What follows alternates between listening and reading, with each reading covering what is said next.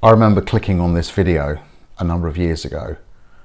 I found it on YouTube and I was intrigued by the title, and I looked for it again recently and it wasn't there. So I'm going to make one because I think it's important. But this comes with a bit of not so much a warning but an apology in advance. It's a little bit triggering to think in these terms, and when I first heard this idea, it kind of got under my skin a little bit, made me a bit angry, and the only thing I can say is that once you hear what this is, and you can get past that anger, and if you can watch the whole video to the end without throwing something across the room, it will change your life, because it changed mine. So here it is. There are no problem people in your life. You only have problem thinking about people. There. I said it.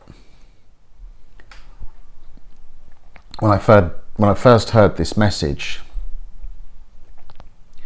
I had a string of broken friendships and broken relationships in my life, and I was allowing people to live rent-free in my head. I was addicted to the idea of myself being a victim of other people and other people's behaviour. I was brought up in a family which was very much critical of other people, and we had this joke in our family, you'd think they would have done this, you'd think they would have said that. So I was brought up with it, I was addicted to it. All the messages that I got in society were telling me the opposite. They were saying, oh, you are the sum of the 5 people you spend the most time with, and don't let anyone who doesn't value you stay in your life, etc., etc., etc. So I was not in a place where I either wanted to hear this or was prepared to accept it. But there was another sort of insight or another piece of information that kind of led me to consider that this idea might be true, that there are no problem people, there's only problem thinking about people. And that's when I learned about the concept of separate realities. And all that really means is that when you're having a conversation with somebody, you're coming at the world from a completely different vantage point. So, a person of one race, for example, would not have had the lived experience of somebody of another race, so they're not going to be able to fully understand them.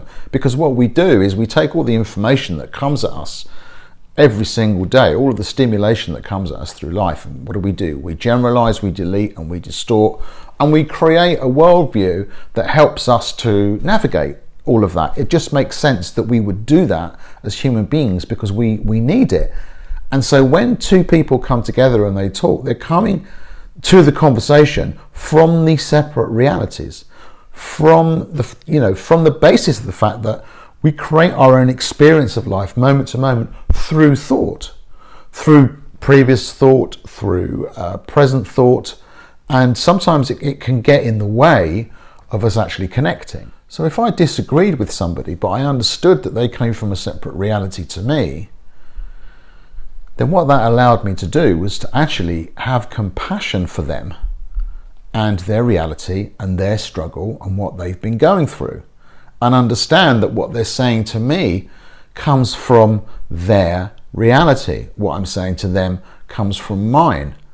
And so therefore, the idea of taking it personally and considering them a problem person is actually not, it doesn't reflect the nature of reality. But what can often happen is that you can both be considering the other person as a problem person, and then communication really will break down.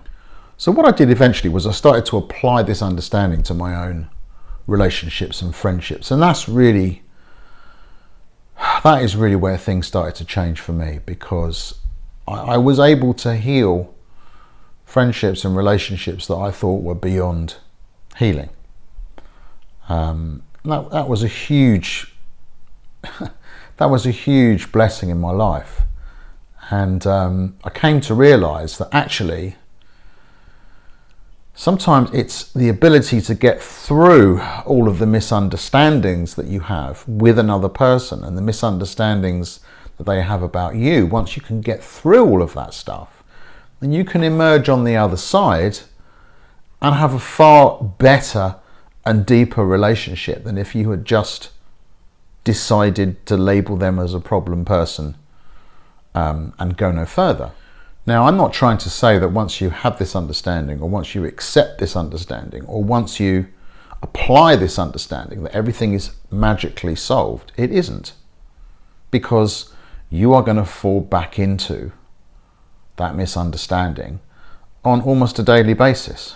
It doesn't just leave magically. It kind of hangs around, because that's how we process things. That's how we work. That's how we generalize, delete, and distort. However, the superpower that I've discovered is that ability to fall back to this idea that there are no problem people. And once I do that, I can start thinking carefully about how I'm creating my own reality, my separate reality, and how I'm viewing and judging them, and whether that is the most appropriate thing for me to do.